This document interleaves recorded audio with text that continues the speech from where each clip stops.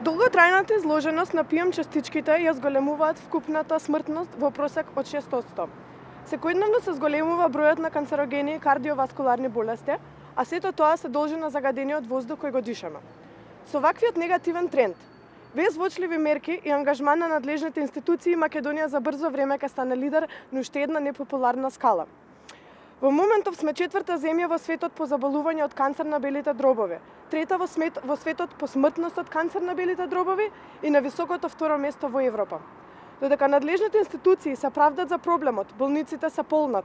Додека не снемува чист воздух, донесувачите на одлуки годинава не испорачаа соодветен буџет и соопфатна стратегија за горливиот проблем со загадувањето.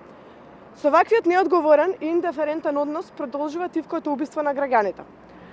Потребно е пошироко партнерство помеѓу активисти, организации и здруженија од граѓаните на областа во екологијата. Граѓанскиот сектор има можност и капацитет да направи исчекор кон животната средина, да направи значајни промени, да се обедини и здружи во една иста цел.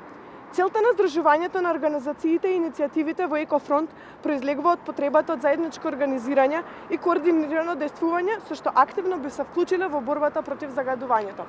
Затоа утре, на 9.2, во сабота, во 1 часот, иницијативата Канцерогено општество по трет пат го организира мирниот, но масовен протест кој ќе се одржи пред Собранието на Република Македонија. Ви благодарам.